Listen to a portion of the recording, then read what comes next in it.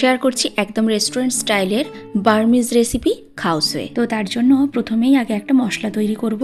তো এখানে কিছুটা কাঁচা পেঁয়াজ, আদা, রসুন আর কিছুটা ধনেপাতা ডাঁটি নিয়েছি, রাফলি চপ করে দিয়ে দিয়েছি একটা চপার। এই যে খুব ভালোভাবে এটাকে চপ করে নিয়েছি। তোমরা চাইলে অবশ্যই মিক্সিতে একটা পেস্টও বানিয়ে নিতে পারো। এবারে কাঁচা পেঁয়াজ আর রসুন কুচি নিয়ে নিয়েছি, এটাকে একদম গোল্ডেন ব্রাউন করে ফ্রাই করে নেব।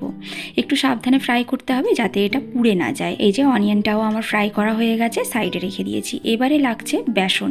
এখানে আমি 2-3 চামচের মতো বেসন নিয়ে যেটাকে ড্রাই রোস্ট করে নিয়েছি, সাইডে রেখে দিলাম। এবারে মেন রান্নায় চলে আসবো। কিছুটা তেল গরম করে এতে দিয়ে দিয়েছি চপ করে রাখা মশলাটা। ভালো করে ভেজে নেব। বেশ লালচে রঙের ভাজা হয়ে গেলে এতে রেগুলার কিছু মশলা দিয়ে দেব, যেমন হলুদ গুঁড়ো, লঙ্কা গুঁড়ো, ধনে গুঁড়ো, জিরে গুঁড়ো, স্বাদ মতো নুন, আর দিয়ে দিচ্ছি চিকেন পাউডার।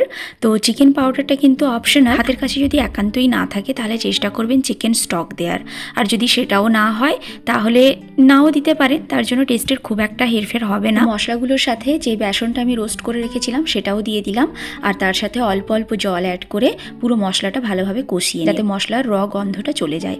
এবারে দিয়ে দিয়েছি চিকেনটাকে আমি স্ট্রিপ করে কেটে নিয়েছি। এখানে আমি বোনলেস চিকেন ইউজ করেছি, আপনারা চাইলে উইথ বোনও ইউজ করতে পারেন। চিকেনটা মশলার সাথে খুব ভালোভাবে মিক্স করে কিছুক্ষণ কষিয়ে নেব যাতে চিকেনের নিজস্ব যে জলটা আছে সেটা শুকিয়ে যায়।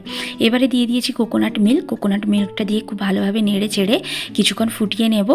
আর ঢাকনা লাগানোর আগে 1 চামচ চিনিও দিয়ে দিলাম। এবারে ঢাকনা লাগিয়ে কিছুক্ষণ রান্না করে নেব যাতে চিকেনটা সেদ্ধ হয়ে যায়। কিছুক্ষণ পর আমি ঢাকনা খুলে নিয়েছি, চিকেনটা আমার একদম সেদ্ধ হয়ে গেছে, রান্না কিন্তু কমপ্লিট। আর গ্রেভিটা এই রকমই থাকবে, একটু স্যুপের মতো, এইটাই লাগবে কাজ। এবারে বানিয়ে নিচ্ছি চিলি অয়েলের ডিটেলস রেসিপি আমার চ্যানেলে অলরেডি আপলোড করা আছে, লিঙ্ক আমি ডেসক্রিপশনে দিয়ে দিয়েছি, আপনারা চাইলে দেখতে পারেন।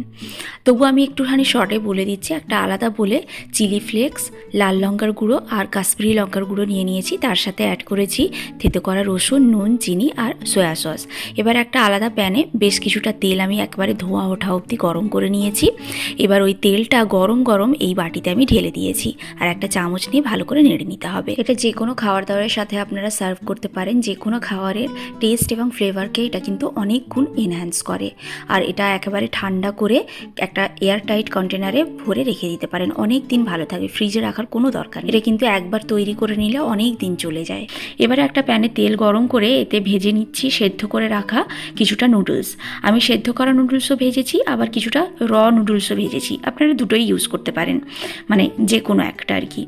এবারে সব কিছু আমার রেডি। এখানে অনিয়ন গার্লিক ফ্রাই আছে, চিলি অয়েল রয়েছে, ফ্রাইড নুডলস রয়েছে। এবার অ্যাসেম্বল করার পালা। এখানে আমি বলে কিছুটা সেদ্ধ করা নুডলস নিয়ে নিয়েছি, তার উপরে প্রথমে দিয়ে দেবো চিকেনের যে গ্রেভিটা বানিয়ে রেখেছিলাম, খুব ভালোভাবে দিয়ে যাতে পুরো নুডলসটা এই গ্রেভি দিয়ে কাভার হয়ে যায়। এবার এর ওপরে ছড়িয়ে দিচ্ছি ভেজে রাখা পেঁয়াজ আর রসুন কুচি, তার উপর থেকে দিয়ে দিলাম কাঁচা পেঁয়াজ কুচি, ধনে পাতা কুচি, আপনারা চাইলে কাঁচা লঙ্কাও অ্যাড। আর এবারে দিয়ে দিচ্ছি ভেজে রাখা যে নুডলসটা, সেটা হাতে ক্রাশ করে দিয়ে দিলাম।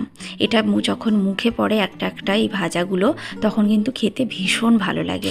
এবারে উপর থেকে দিয়ে দিলাম চিলি অয়েল। এবার 1 ফালি লেবু দিয়ে সার্ভ করতে হবে। খাওয়ার সময় লেবুটা নিংড়ে পুরোটা একসাথে মিক্স করে খেতে হয়।